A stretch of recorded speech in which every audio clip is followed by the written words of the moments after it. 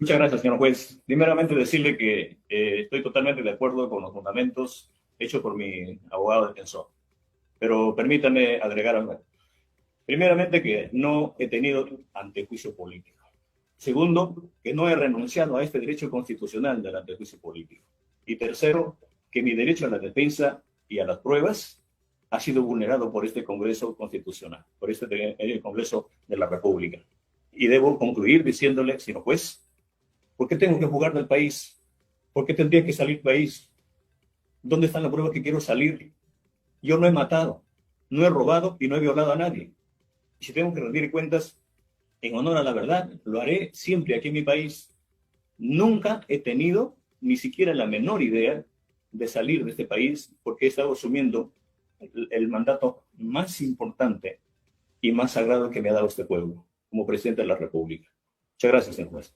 La palabra para la réplica por 7 minutos. Señor juez supremo, el tema que es muy simple, como 1 más 1 es 2. La Constitución, el artículo 100 dice, el acusado tiene derecho en este trámite a la defensa por sí mismo y con asistencia de su abogado ante la Comisión Permanente y ante el Pleno del Congreso. La pregunta es, el señor Pedro Castillo Terrones, ¿dónde está el acta ante la Comisión Permanente? No hay. ¿Dónde está el acta ante el Pleno del Congreso? Él dice abogado, no hay. ¿Existe ese documento que el artículo 100, segundo párrafo lo dice? No existe. Y si no existe ese documento, el procedimiento no ha seguido en atención al procedimiento de la Constitución. La Fiscalía, el defensor de la legalidad, nos viene a hablar del auto 2, del día 7 de diciembre, del día 12, del día 13, del día 16. La Procuraduría nos viene a decir, se ha flexibilizado. Señor juez supremo, ¿se puede flexibilizar un derecho fundamental de primer orden, como es el antejuicio político que en el artículo dice, usted tiene derecho fundamental, señor presidente, a estar en el Pleno y a estar en la Comisión Permanente, cuando el artículo 100, inciso segundo párrafo, lo dice textualmente? Luego, señor juez, el defensor de la legalidad viene a decirnos, se le detuvo en flagrante delito. Le leo lo que dice el artículo 100, último párrafo. Dice lo siguiente, los términos de la denuncia fiscal y el auto apertura de instrucción no pueden exceder ni reducir los términos de la posición fiscal.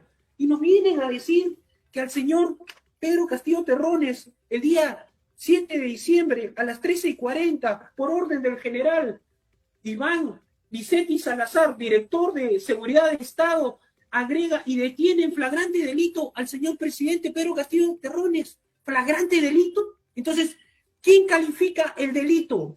En primer lugar, el Congreso, el Ministerio Público, el Poder Judicial, de acuerdo al artículo 100, dice el único que puede calificar es el Congreso, donde dice que el señor Licetti Salazar, miembro de la Policía Nacional, puede calificar el delito. En ningún lado, señor, pero nos vienen a decir, ¿y cómo queda el artículo 100 y el defensor de la legalidad, el Ministerio Público? ¿Acaso dice algo? Nada. Y cuando le toman la declaración a Licetti Salazar, ¿por qué usted ordenó detener al presidente y al presidente de la República? Por orden superior. ¿Y quién es el superior del general Licetti? El presidente de la República o el ministro del Interior. Ni uno de los dos había ordenado la detención. Pero dice, lo detuvieron en flagrante delito. ¿Quién califica el delito? De acuerdo al artículo 100. Último párrafo, es el Congreso de la República después de una acusación. Pero vamos más allá y nos dicen, estaba en flagrante delito. ¿Y cuándo acaba la flagrancia de delito? Según el artículo 24, inciso F, que lo leo, señor juez superior, dice lo siguiente, porque acá nos vienen a decir, se tiene que flexibilizar. Dice la ley, artículo 10, nadie puede ser retenido por mandato escrito y motivado por el juez o las autoridades policiales, salvo en los casos de flagrante delito. El detenido debe ser puesto a disposición del juzgado correspondiente dentro de las 24 horas. Los plazos de detención no se aplican en casos de terrorismo, espionaje, tráfico de drogas, crimen organizado.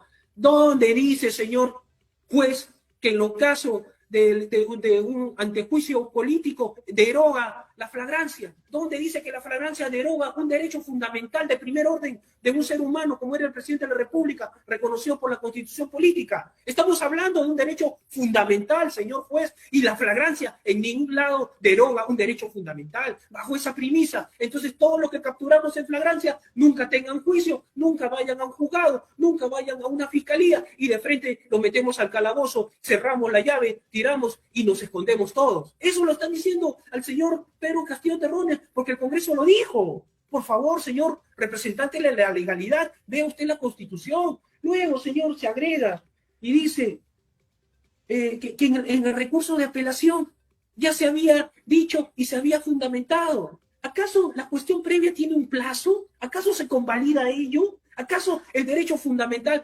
caduca o puede el Congreso dejar sin efecto un derecho fundamental de primer orden? No, señor, ni la flagrancia lo dice, ni la ley lo dice, y no se puede hacer interpretaciones donde la Constitución ni la ley lo señala. ¿En qué parte de la Constitución dice que la flagrancia deroga un derecho fundamental? ¿En qué parte de la Constitución dice que la flagrancia deroga el derecho al antejuicio? ¿Y dónde está el acta que el señor Pedro Castillo Terrones y su abogado defensor fueron a la comisión por el día del 7 de diciembre? ¿Dónde está el acta que el presidente Castillo y su abogado fue al Congreso? ¿Dónde está? No lo hay. Y si no lo hay, señor, debe ser declarado fundado la cuestión previa de anularse este proceso. Porque esta sentencia, señor, que usted va a hacer, de acá a 100 años, todos los estudiantes de Derecho la van a estudiar y van a ver qué se hizo, cómo se respetó. Vienen a hablar del debido proceso, que vamos a flexibilizar. ¿Flexibilizar qué? ¿Dónde dice que la Constitución, la flagrancia va a derogar los derechos fundamentales? En ningún lado, señor. Yo solicito a usted, señor, declare usted que el artículo 100, segundo párrafo, no ha sido respetado y eso exige como procedimiento de procedibilidad en atención a que un aforado, como era el presidente de la República, hasta el día de hoy no tiene ese antejuicio. Y decir el resto de que vamos a flexibilizar es, señor, no respetar el Estado de Derecho. Es justicia que esperamos alcanzar. Gracias, señor.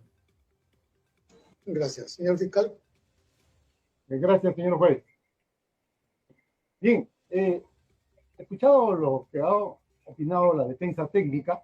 Bueno, refiere que ¿dónde existe? Se pregunta él, ¿cuál es la base legal? ¿Dónde necesita la base legal para la detención, ¿no? del entonces presidente de la República?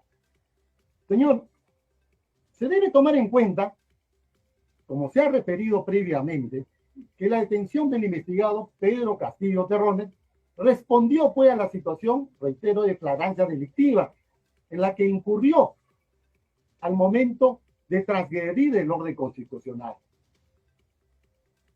A lo que se suma, claro está, la urgencia de evitar que dicho investigado pueda escapar de la persecución punitiva.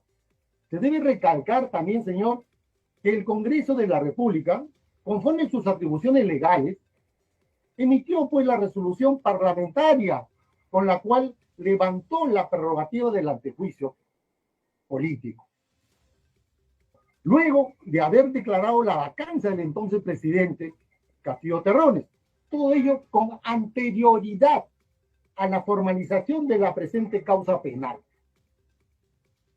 Debemos considerar también que la detención del investigado Castillo Terrones no ha sido una medida que se haya requerido por la mera arbitrariedad del Ministerio Público, sino por la necesidad de proteger también la Constitución.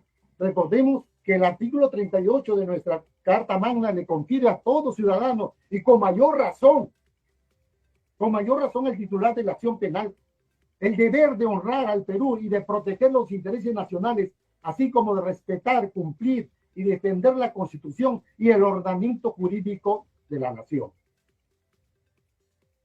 Finalmente, encontramos relevante citar el fundamento número 46 de la sentencia recaída en el expediente número 0013-2009 PITC, publicada el 7 de enero de 2010, en el que se refiere que la prerrogativa del antejuicio no es de recibo en la etapa de diligencia preliminar a cargo del Ministerio Público, toda vez que conforme lo establece el artículo 159 de la Constitución Política, tal entidad se encuentra facultada para conducir la investigación del delito y, dado el caso, presentar la denuncia constitucional contra los altos funcionarios del Estado, tal como se establece en el artículo 89 del reglamento del Congreso de la República.